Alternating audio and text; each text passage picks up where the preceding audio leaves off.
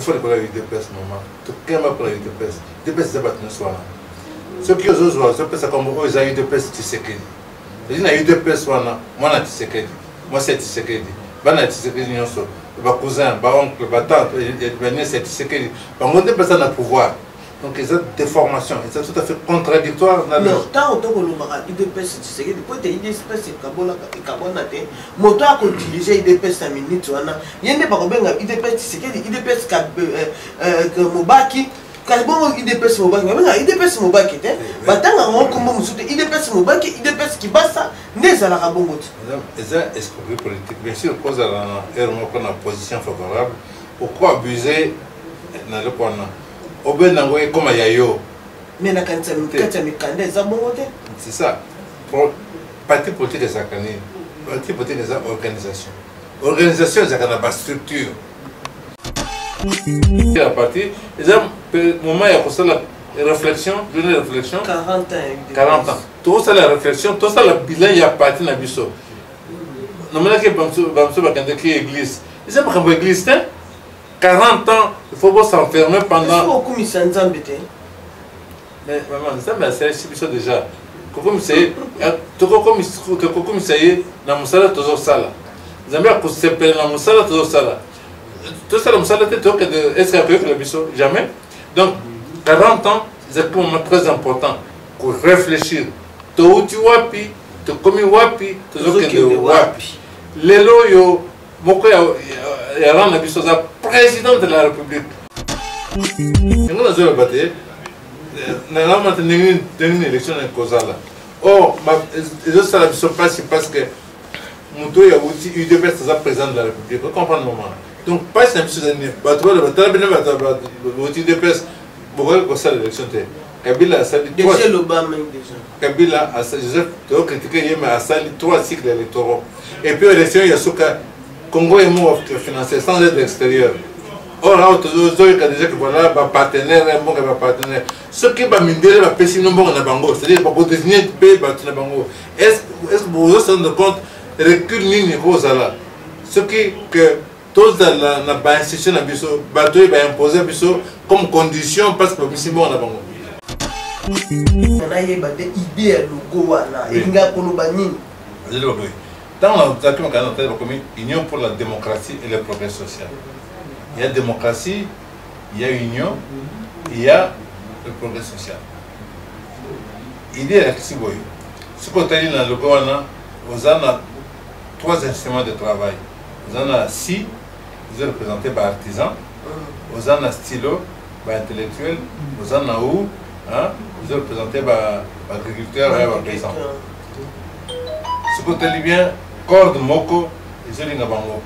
C'est-à-dire qu'il faut être ensemble. Et récemment, ils ont reposé le colonel Nango. C'est-à-dire que ceux qui sont il faut tout travailler. La catégorie sociale, nous sommes tous ensemble pour tout le monde. Donc, il y a un monde qui pèse le progrès social parce que tu travailles tout ça, comme ça, tout ça, et que tu vas bien. Voilà l'idée globale.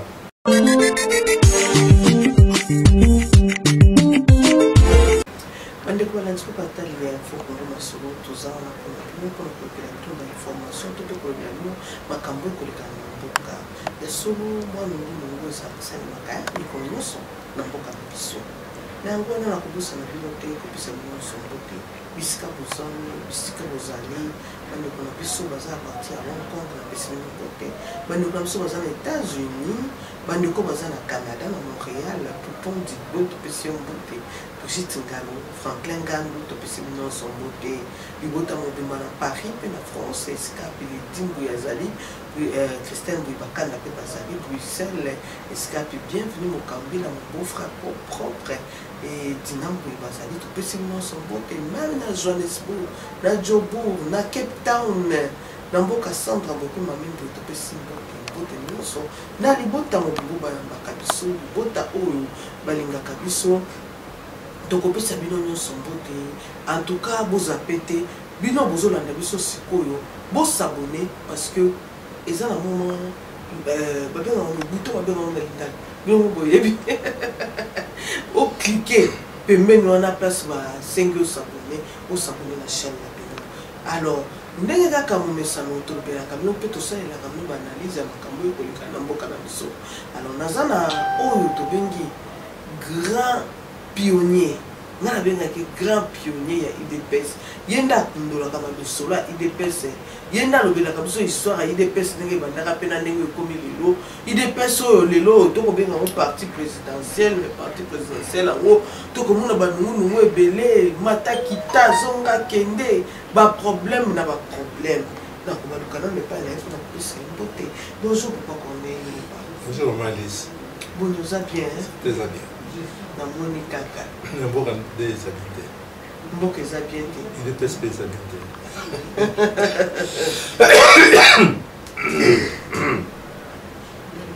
Namoni oyo olia mbongo ya UDPS déjà po ete boza na pouvoir te osantaka ngo te.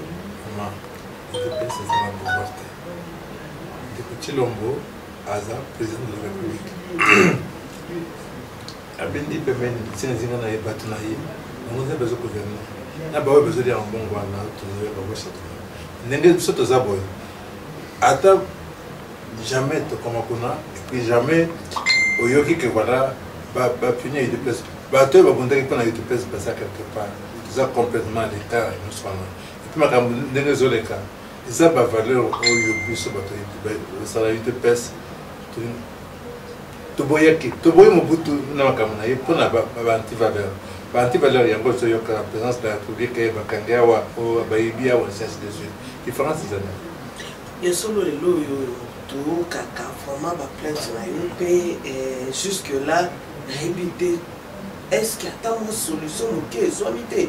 Mais dernièrement wa commission disciplinaire la commission disciplinaire oyo esangisaki bana UDPS na ba oyo banyata lokona bango bandaka na 12e rue na concession wana lopango ya 12e rue banyataki lutu na bao bakenda kala mpona mwa climat oyo ezalaki ya malonga te ya malamu te na kati ya UDPS bazongaki mpe konyata bango mais tomonaki okone molumba te tokolobani promesa boye omoni tozoloba awa UDPS Tshisekedi awa UDPS Kibasa ezalaki basa ezalaki Tshisekedi moko te akrea UDPS moko UDPS eza œuvre ya bapatriote ebele UDPS eza appartenir na bato nyonso oyo batortura na mboka oyo baboma oyo mabala ekufa likolo ya UDPS mama tokema mpona UDPS UDPS eza bato nyonso wana soki ozozwa ozopesa kombo oyo eza UDPS Tshisekedi ezi na UDPS wana mwana Tshisekedi mwasi ya Tshisekedi bana Tshisekedi nyonso bakousin baoncle batante baniese ya Tshisekedi bango nde mpenza na pouvoir donc eza déformation eza tout à fait contradictoire ntango tokolobaka UDPS Tshisekedi po ete UDPS ekabwana te moto akodirige UDPS na minute wana ye nde bakobenga UDPS Tshisekedi UDPS Mobaki kasi bongo UDPS Mobaki babenga UDPS Mobaki te batanga ngo kombo mosusu te UDPS Mobaki UDPS Kibasa nde ezalaka bongo te eza escroquerie politique bien sûr kozala na ere moko na position favorable pourquoi abuser na eloko wana obendango ekoma ya yo mais na kati ya mikanda eza bongo te c'est ça parti politique ezalaka nini parti politique eza organisation ezalaka na bastructure nani structure ya likolo ya nyonso eza oyo babengaka assemblée générale na cadre de la parti politique babenga yango congrès n'est-ce pas yo yoka congrès ya UDPS balobi ete comité disciplinaire elobaki yango mpo oyo oyaki te tomoni bato nyonso oyo babengana mpe balongwa UDPS kala mokolo comité disciplinaire esangisaki bato bayaki wana na bato ya kala bato bakenda kala bamonaka lisusu ndako wana te lopango wana ya siège te bamonaki yango mokolo wana lelo so congrès baannonce congrès est-ce que yo okoya congrès obligatoirement puisque au cause de la moto UDPS te oza moko ya oyo babanda UDPS ozanga na congrès te parce que congrès eza esika moko ya démocratique ya libre moto nyonso akoloba na ye congrès nde epesaka pouvoir congrès nde désignaka bacandidat congrès nde esalaka baloi ya parti bastructure ya parti ngai nakanisaki ete lokola basalir yo toloba soi-disant kosalir yo na kati ya UDPS tokanisi kokoka koleta lokolo kuna te yango wana oyaki mpe te mokolo commission disciplinaire ebengisaka bato mama ozoloba UDPS Tshisekedi n'est-ce pas kokanisa te ngai ce qui condamne que na commis na UDPS Tshisekedi et ça donc normal te tant que Tshisekedi a 25 congrès na limité na Kendaka na secrétaire national cadre wana ba le bena on a UDPS Tshisekedi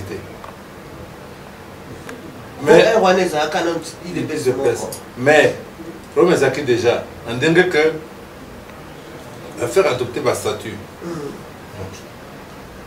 C'est normal. Quelques mois plus tard, en 2013, Etienne Tshisekedi a modifié ma statut.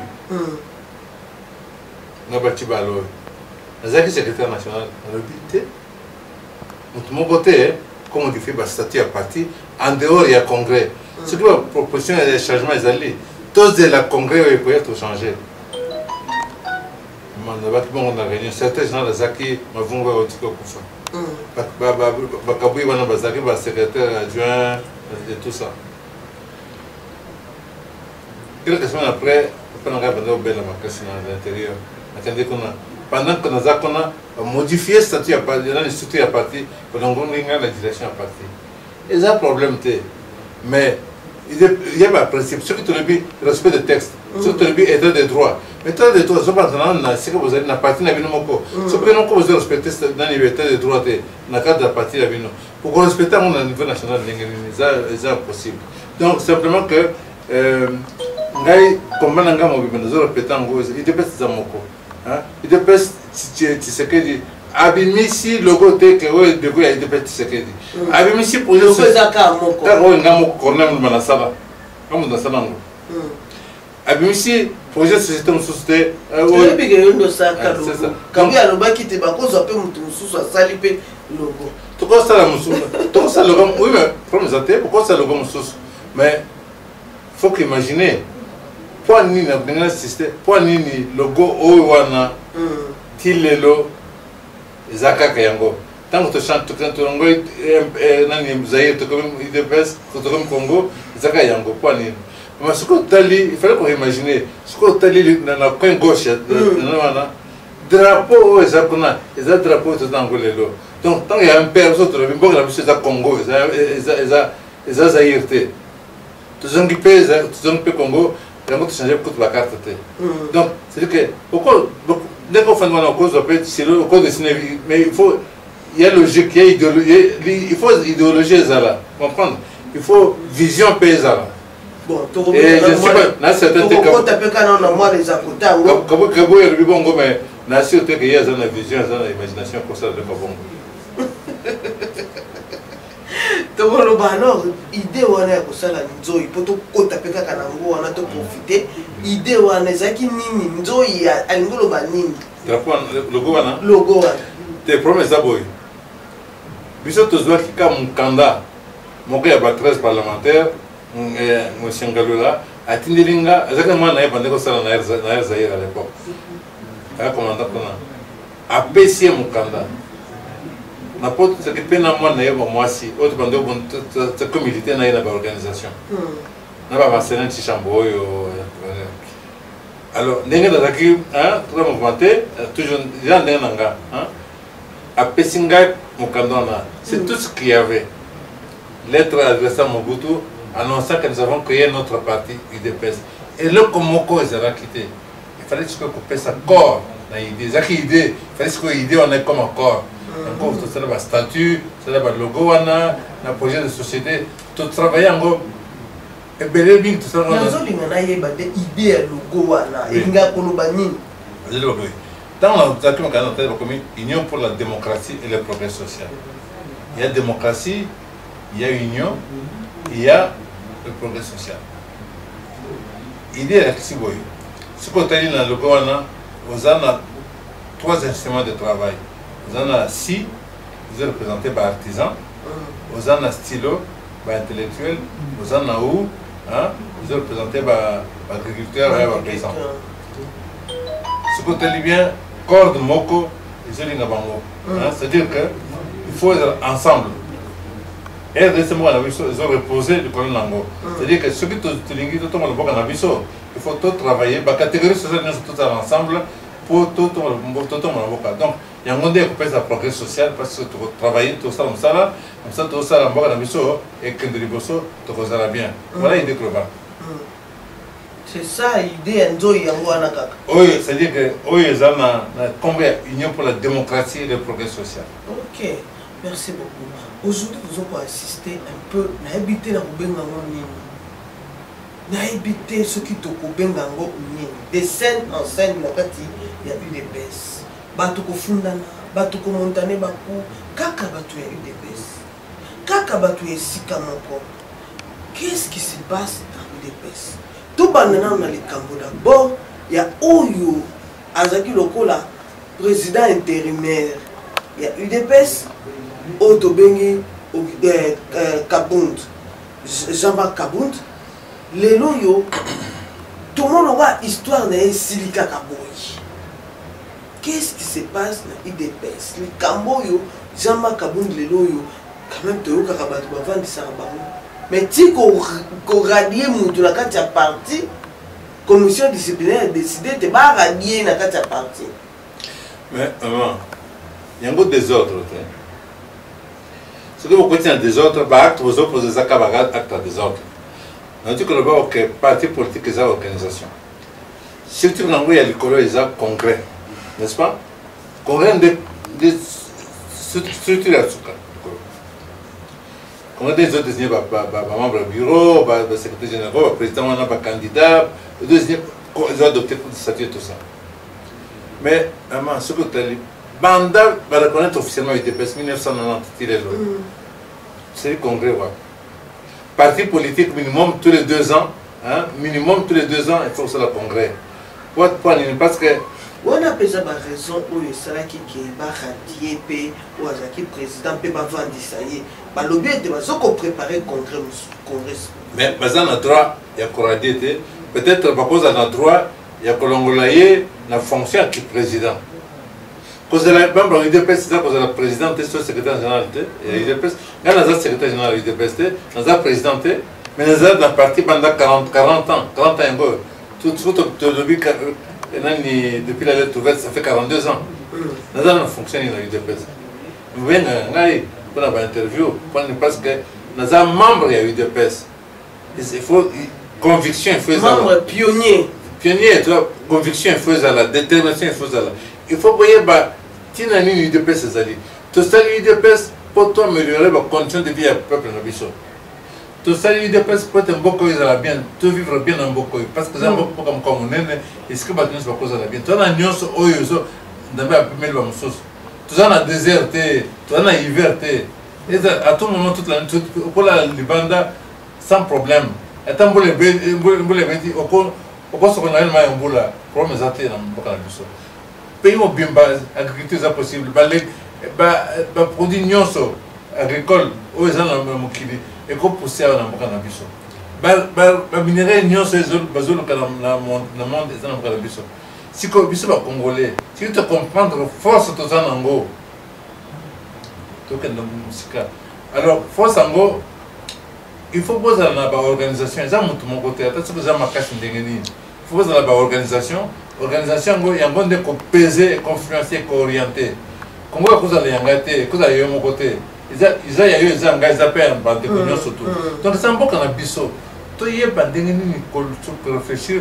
Beaucoup de biseau beaucoup de personnes d'ingénieur. Tout ça, ça m'a aidé. Si que ce que les autres Congolais ont décidé, ça mon ingénieur. Tu crées bah il dépêche pas te beller. Il y a le but de dépêche comme il engage, comme il dépêche ce qu'il dit, comme il dépêche ils ont la sensité. Ils ont la sens à mon côté, c'est-à-dire qu'ils ont égoïsme, ils ont égocentrisme, ils ont escroquerie politique, même je peux dire. Pourquoi? Parce que, et ce qu'ils ont parti politique, il faut tout ça dans l'habitude, coutume, il y a Kokutana, Kosolola, Kosala, matinée politique, Kosala, séminaire, Kosala, conclave, Kosala, congrès, parti d'habitude de fonctionner d'une évaluation de notre global, il y a anniversaire à partir, ils ont un moment, il y a Kosala. Réflexion, une réflexion. 40 ans. Tout ça, la réflexion, tout ça, le bilan, il y a parti dans le biseau. Nous avons dit que l'église. Ils savent que l'église, 40 ans, il faut pas s'enfermer pendant. Il faut que nous s'en embêtions. Mais maman, ça, c'est le biseau déjà. tokokomisaye na musala tozosala nzambe akosepela na musala tozosala tosala musala te tokende eske akoyokela biso jamais. Donc 40 ans c'est un moment très important pour réfléchir touti wapi tokomi wapi tozokende wapi. Lelo oyo moko ya rana biso za président de la République moto likolo ya bakongolais nyonso tokosala ndenge nini po ete esika azali aéchoué te ye mpe esika azali abosana te ke awuti quelque part akomi wana te parce que ezalaki le plus fort, ezalaki le plus intelligent. Non, c'est pas ça.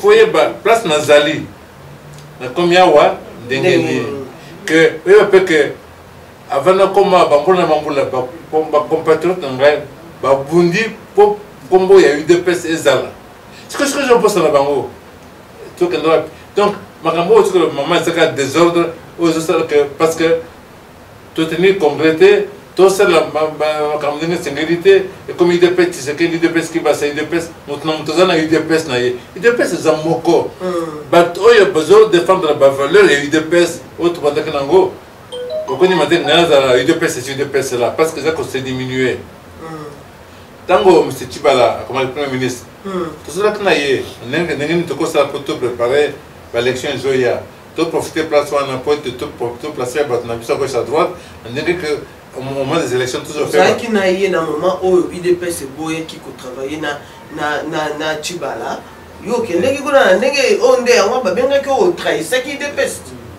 Nous aux intelligents que le Bakérien trahir UDPS. Aux intelligents que le bon intelligent. Mais jamais. Je vais vous expliquer très simple. Tshibala est le premier ministre de la République. Ok, tout cela est comme premier ministre. Tu as ça la poète parti dans la élection. Tout ça va député belé. Parce que trouver la démocratie, je l'ai trouvé dans l'esprit de voir comment, puisque nous sommes en démocratie, demain il y aura des élections. Et en démocratie, ce qui compte, c'est le nombre de députés que vous avez, le nombre d'élus que vous avez. Comment profiter de la situation du moment pour placer des gens à gauche à droite dans les cabinets. Quand on envoie des missions à l'intérieur, les gens partent, ils peuvent se placer là où ils vont, essayer de mobiliser les ça. Il avait dit OK. Il m'a même nommé conseiller spécial à la primature. 2-3 jours après, on se voit avec lui, il dit qu'on est, j'ai réfléchi. Il faut que nous créions notre UDPS. Mais Wana, on a un problème. Hein? Wana, on a un problème. Il faut que nous créions notre UDPS. Je dis, mon frère, moi je ne peux pas contribuer à l'éclatement de l'UDPS. Moi je ne peux pas contribuer à l'implosion de l'UDPS. Je vais créer notre UDPS. C'est très différent en quoi par rapport à notre UDPS. On va faire notre logo, on va faire comment? Non, parce que les petits là ne vont pas nous considérer. On dit c'est vrai, mais cela étant, moi je ne peux pas. Les petits là, c'est l'actuel président de la République et toute la bande. On dit c'est vrai, mais je ne peux pas me trahir moi-même. J'ai juré que ce parti devrait arriver au pouvoir. En tout cas, s'il n'y arrivait pas, ça ne serait pas ma faute. Et ça, c'est depuis 1982. Donc, je me vois mal faire ça. J'ai donc refusé. Il a convoqué un congrès là, lui, pour annoncer la création de l'UDPS. Il avait mis une chaise pour moi, là-bas à la tribune. Je lui avais dit non et je ne suis pas allé. Et à partir de ce moment-là, il m'a interdit l'accès à la primature. Mais aujourd'hui, UDPS, est-ce qu'ils savent cette histoire-là? Tout ce qui s'est passé? Mais c'est que mon tour est intelligent. On s'intéresse pour Yeba. Ça va éviter. Donc, ils ont bien avant qu'à Bazoba Bato à l'objet. Ils ont montré que dans le lobby, voilà ma caméra sali. Oui, c'est que voilà ma caméra Lise sali. Naïb maman Lise. Nous avons téléphone en gagne à Bengi parce que naïb que hier quand on voit quoi ça l'attend. Ma caméra de casane ni pour expliquer là. Ah ouais, nous avons que Pekisinga pour accéder à la primature. En ce moment-là, cette période-là d'ailleurs. Ils ont bien passé la capture à Noël. Bah, pesa ka ba bato ministère ba ba so so biloko boy. Pesa ka bino ba bon pour que ndozwa. Nazwa ki ba bon, ba pesa ka ba bon. Pour on zongo na limité, n'est-ce pas? Tant que na limité. Ba boto linga ba bon wana yo ko ya. Na ya boto linga. Moi ya Tshibala, o za ki intendant ya primature. moi na yé zaki entrant de mature pour nous surveiller ma caméra sur là tant on a petit bon on a un botelier donc pour nous c'est nous que il y a un problème c'est hein mais jamais ngana côté na été festival mais tant ngana zoloba mais attendez zakawa ngana fanatique donc nous avons un souci dans le langage pour la UDPS partie na biso et bien il y a pas tout bazar ba fanatique ndenge vous avez fanatique c'est que dire il y a on comprend beaucoup de mangala banzela wana te et ça la UDPS tant qu'on a vu c'est que avec tout le respect et tout ça mais ngana côté na UDPS pour na landaïté na côté na UDPS en tant engagement politique idéologie nous avons créé un concepteur et un projet de société à UDPS. Donc, tout le bas, UDPS, c'est que vous allez boyer. Le manuscrit est allé. Mais 40 ans après, il y a un bouc à la UDPS. Au 40 ans, vous avez boti pas coco. Moi, c'est ça. Moi, je suis Liboso. Je suis en 89. En 79. En 79. Donc, quand on a créé UDPS, ça a 3 ans. Na école na bango je moko maîtresse c'est que n'attend à Liège à tout le monde nyonso yo ba ça comment na yo na msala papa na salaka taba comme c'est comment na ngazali alobi papa na ngai Corneille Mulumba asalaka na UDPS point na ça na UDPS parce que na ndako partout mikanda ka UDPS pour tout le monde ka UDPS comme ça ba statut pour ça la banane ba projet de société tout le temps 4 heures du matin, se lever, taper, et ainsi de suite. Et même après, quand ce que la télévision, à l'époque, mais il y a 3-4 ans, ils ont sauté à suivre la vidéo, pour enregistrer, pour être dans une information, pour vous. Donc, c'est-à-dire que c'est Vimo Bimba. Les lois, papa, il y a 3 enfants, Mikoro, majeur. Au bout de 40 ans, ils ont seul ma casse, parce que le combat, les lois, ils sont censés que vous avez l'expérience. Parce que tu concevoir, les connaisseurs comme le pouvoir, tu pouvoir. Tu réfléchir en Goma comme nous. Alors, égoïsme, écocentrisme, combien de partis comme il y a Bango Moko, alors si vous avez un mais le lot de la somme à égoïsme était pour ce bio ticali à l'écart tout le monde parce que le lot IDPS échanger est-ce que démarche nous sali pour être au koutana na auto bengi lokola conseiller auto bengi lokola papa auto bengi lokola papa oazo kamba commission disciplinaire na kati ya UDPS yende mutu lelo yo asimi makambo et démarche ni au sala pour que vraiment voix na yo ils ont entendu lelo na kati ya UDPS commission disciplinaire ça dans mon côté pardon partité on peut partiter mais pour le moment président Zate de défendre état de droit na état de droit ça correspond de côté na mboka vous avez la constitution vous avez la loi na parti politique vous avez un statut vous avez un règlement intérieur donc en tant que parti politique il faut respecter le statut et puis surtout le règlement intérieur statut est le binini le but est en cas d'empêchement du président commission spéciale triumvirat composée de 3 personnes constitue le directoire. 3 personnes, c'est le secrétaire général, le président de la convention démocratique, donc le parlement du parti, et le président de la commission électorale. Ensemble, ils dirigent le parti conjointement pour organiser le secrétaire général commission. Voilà Nengezali. Tant que tu sais que Félix comme président, a nommé Kabound président intérimaire. L'histoire à Kabound des a nommé Kabound président intérimaire. C'est-à-dire à violer statut à parti. Tout le monde a nommé les invités, ils ont violé ce de parti. Si on regarde les autres défendre l'état de droit, ce n'est pas Kabound dans la localité illégale. Non. Kabound de paix, a dit papier Moussoussou, a nommé Kabouya. Bande, est-ce qu'on peut concevoir que parti Nabino et que soit président de la République, pas une seule fois vous tenir congrès, Attends une seule fois, ou bien conclave, ou bien séminaire, mais jusque là, depuis Batia Kabunda, et l'autre souci n'a pas jusque là, depuis Kabunda, ça pembeni. Démarche nous sali pour que nous ayons une volonté et que ça soit une partie. Et ça, comme mon côté, et ça, Kabunda, tant que Kabunda vient avant Kabunda, ou bien le loi, là, on peut changer dans le but, tout ça, parti politique. Tout se retrouve en tant que parti politique.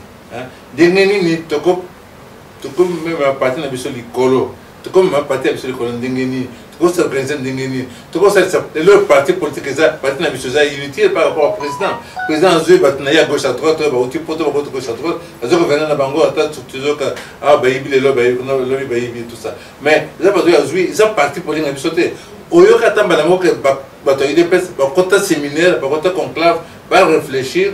Tu bien gabato na parti au tout ça na ba Belgique tout ça na ba ata ba mbaki wana ata ba tunyo ba professeur université belé ta ba te belé o to ko fanda ba to raisonner d'ingénie to ko sala lelo tikali 2 ans même pas 2 ans parce que 2023 ça année électorale to ko sanango tikali quelques mois 10 mois pour to marquer esprit ba congolais ndenge to za boy na rythme de kenango o marquer ba esprit ba congolais. Oh, bon, il va détourner, on va détourner, il est personne n'a pas cadre. Mais c'est là, parce que maman, ils ont salir Bisso, vous comprenez? Ils ont salir comme Bana Bisso. La création de Bisso, beaucoup de fois, les nerfs ont souffrir parce que tout le monde qui peut m'accompagner ici là, tout le monde ici mon bout n'a beaucoup, tout le monde qui te couvre pas dans ma cambo. Alors, beaucoup comme il dépêche, parce qu'on a pouvoir dans combat il dépêche, beaucoup de la bêtise, c'est inacceptable, inacceptable, c'est révoltant. Les lois entre Seni et ministre Nabiso Kazadi, est-ce que au moment où tu peux savoir sans raison les lois? Bon, les c'est ça. Tout ça en 2022. Seni est là nulle part. Donc, tu perds 3 ans. Or, l'élection, il faut que Banda 2020, 2019, parce que vous savez l'élection. Il faut mbongo ça. Mais malgré le ministère de Finance, c'est confirmé que mbongo c'est bien. Depuis 2019, il fallait signer ça en place pour fonctionner. Tout ça, en côté, tu as accumulé le retard il y a 3 ans. C'est une commission électorale indépendante. Elle n'est pas indépendante. Parce que pour être indépendante, le budget à Séni, il fallait à la part. Or, Awa, ils appartiennent au gouvernement des autres pays. Ce qui le gouvernement peut citer, Séni a tabaté n'importe quel place, elle est là comme côté. Ce que le gouvernement peut citer, Séni a besoin. C'est à mon côté, donc pour ça, de l'autre côté. Séni a besoin de loi. Ce qui le Parlement, c'est le Moussalate, a besoin de loi. Donc ça veut dire que tu piéges alors que tu as 3 cycles électoraux, il faut comme le 4e cycle. Tout ça, 4e cycle, on a vu ça président de la République. Ça veut dire qu'il fallait qu'on arrive tout ça, comme il passe, il pose un exemplaire. Parce que tel que vous risquez de busquer Makamwana, ou bien vous zanga, et tout côté de dialogue, et ça m'a bien parce que gestion mais jusque là peut vous avez la élection en 2023 mais ba carte en tout ça et nous avons battu na maintenant une élection en cause là oh les autres ça ne passe parce que Moutou il y a aussi UDP ça président de la République vous comprenez moment donc pas c'est une chose année ba toi le battre bien ba UDP beaucoup comme ça l'élection Kabila a sali Kabila a sali Joseph Théo critiqué mais a sali 3 cycles électoraux et puis l'élection il y a ce que Congo est moins financé sans aide extérieure. Or là aujourd'hui il y a déjà que voilà ba partenaire bon ba partenaire ce qui va minder va passer non bon na bango c'est-à-dire pour désigner pays ba na bango est-ce que vous vous rendez compte recul ligne cause là ce qui que tous dans la ba institution na biso bateau va imposer biso comme condition parce que ici bon na bango. Donc, et ça la passe parce que pour l'engrais, c'est là qu'il y a progrès. La Kabila, tout ça, il y a progrès. Il fallait que tu continues. Oui, mais maman, tu sais, il y a l'élection, 3 cycles électoraux, n'est-ce pas? Élection, c'est que tu finances les Congolais.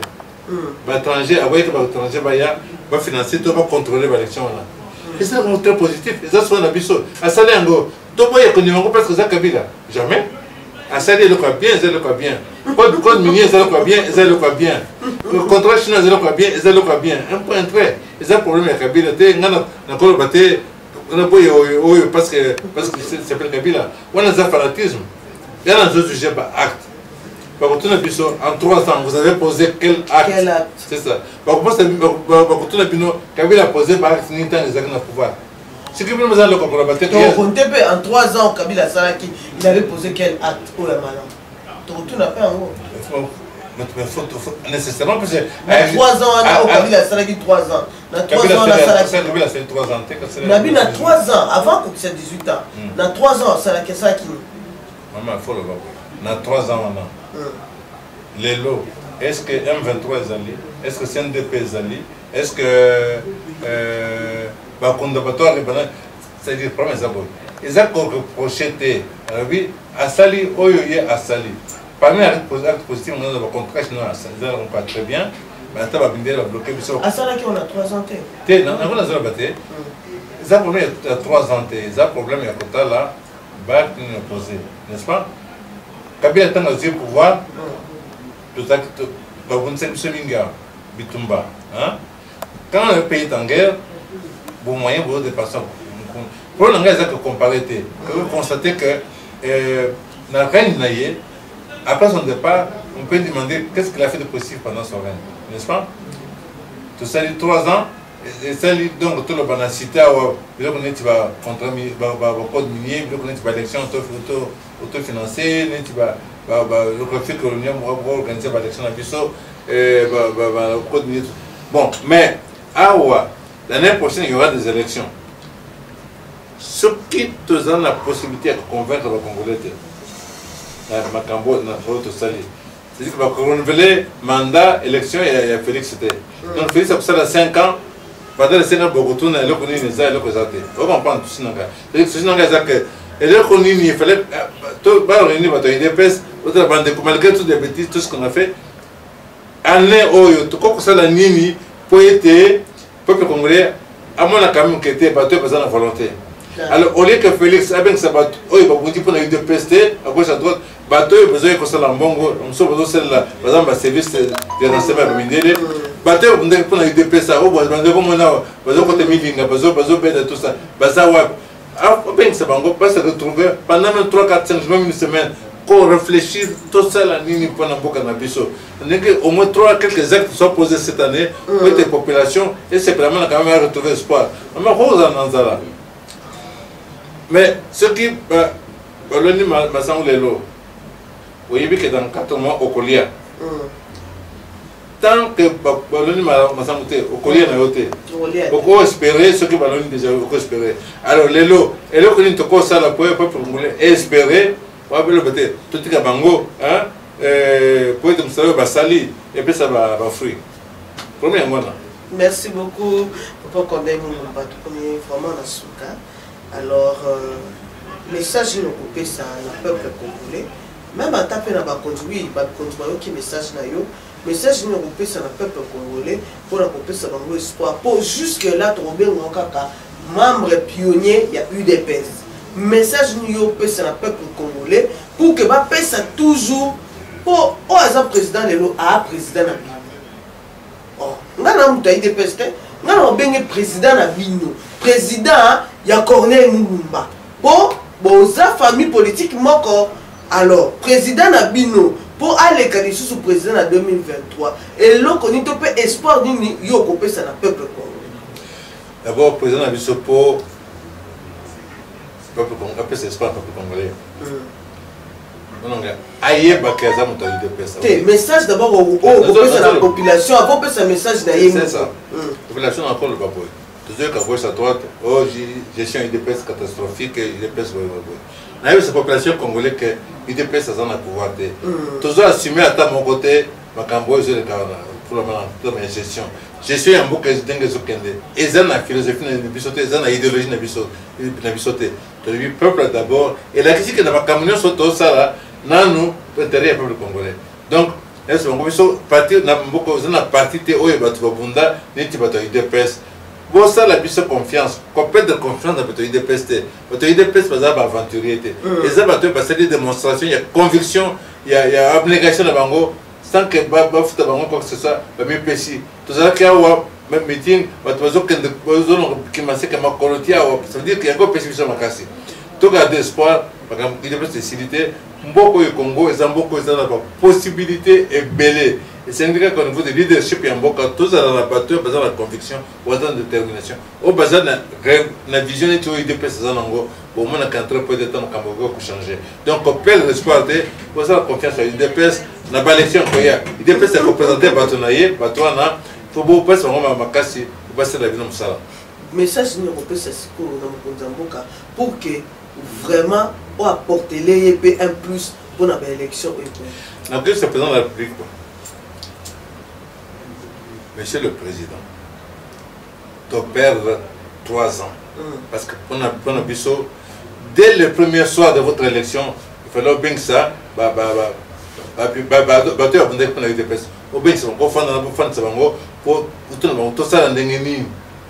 parce que comment est-ce qu'on commis comme on a été parce que l'équipe congolaise sont maillés ou bien l'équipe en Mbongo ou bien l'équipe en Kitokote et ça Zambé a péché au wana la grâce divine. La grâce divine. Monto ya le cas qui bat nyonso na popularité na moko yo comme na Etienne Tshisekedi. Etienne Tshisekedi a comme place wana te. Donc sur comme place wana il faut que y na utiwa il faut humilité zala ou bien ça va tout le cas baïdé tout ça ndengeni. Ce n'est pas trop tard. 3 ans. Le monde va s'aller au pouvoir 3 mois. Et dans les musées, Laurent disait qu'il y avait 3 ans.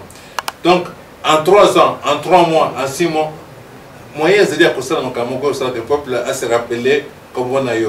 Comme on a marqué le peuple. Donc, la question est ça, tout ça, le lot est absolument indispensable au Benguissa, bateau UDPS. Le moyen aux Anango, tu as à disposition, bateau UDPS. Pendant une semaine, réfléchir, aider Zanango, proposition Zanango. Alors, si c'est nécessaire, on restructurer complètement le cabinet Nayo.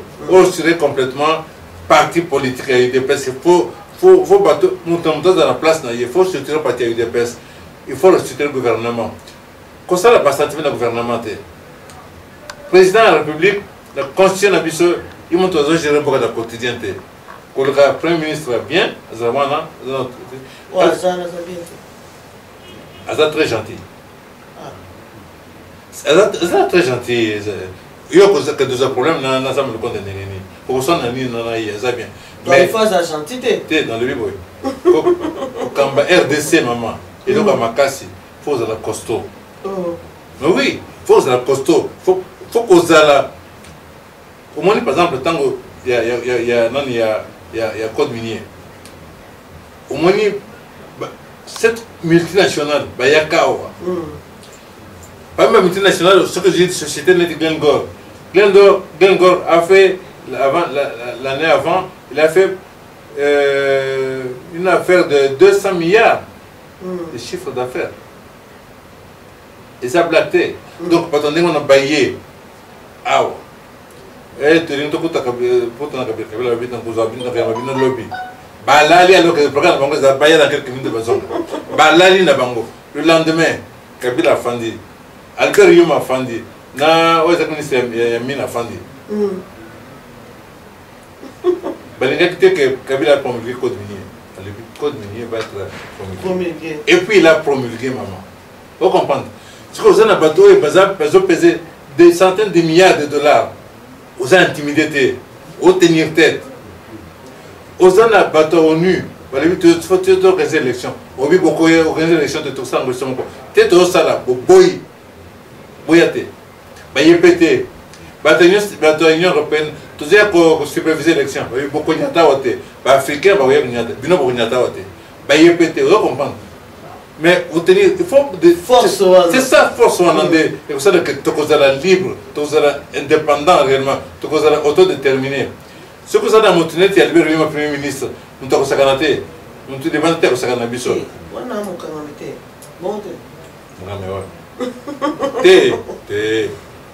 Maman. Total.